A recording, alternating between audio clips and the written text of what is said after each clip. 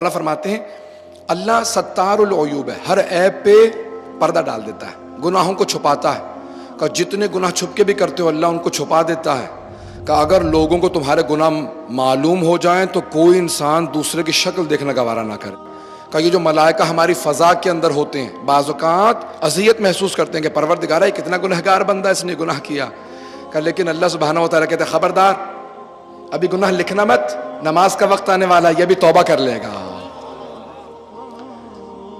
وہ فوراً کہتے ہیں کہ پروردگارہ نماز کا وقت گزر گیا، اس نے تو نماز بھی نہیں پڑھی، توبہ تو کچھ دور کی بات۔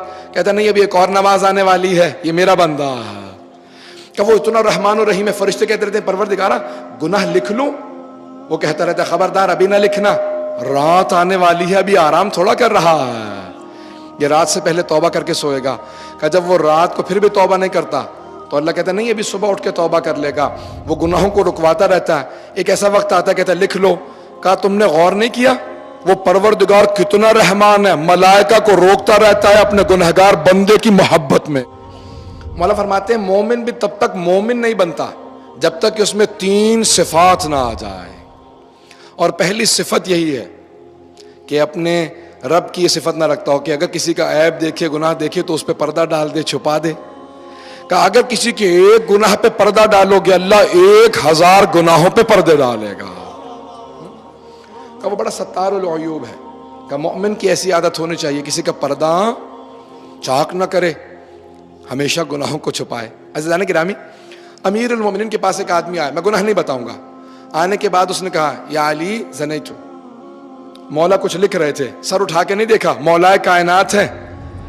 روایت کے الفاظ ہیں امام وقت پہ ہر مومن کی اچھائی برائی پیش کی جاتی ہے، ان کے سامنے ہوتی ہے، لیکن مولا نے کہا کہیں ایسا نہ ہو کہ اسے بعد میں شرمندگی ہو، اس نے اپنے گناہ کا میرے سامنے اقرار کر لیا ہے۔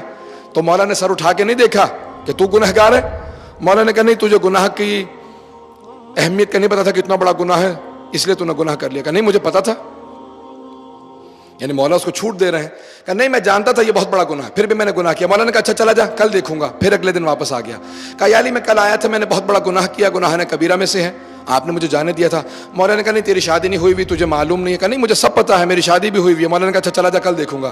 جب تیسرے دن پھر آیا، مولا نے کہا دیکھ اللہ نے حکم دیا اگر کوئی 3 محفلوں میں 3 مرتبہ اقبال جرم کرتا ہے تو مجھ پہ واجب حد جاری کرو، میں نے تجھے مہلت دے دی تھی چلا جاتا، اب تو خود 3 مرتبہ اقبال جرم کر چکا ہے اس لیے سزا دے رہا ہوں۔ لیکن سن اگر مجھ جیسے علی جیسے عادل امام سے سزا لینے کے بجائے تو توبہ کر لیتا تو تیرے لیے بہتر تھا۔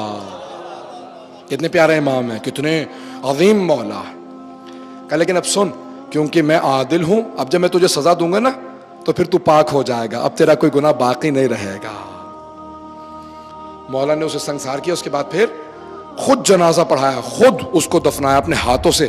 کہ خبردار اب کوئی یہ نہ سمجھنا یہ ابھی بھی گنہگار مرا ہے، کیونکہ اب اس سے سزا مل چکی ہے، یہ دنیا سے پاک گیا ہے، اب اس کے سارے گناہ معاف ہیں۔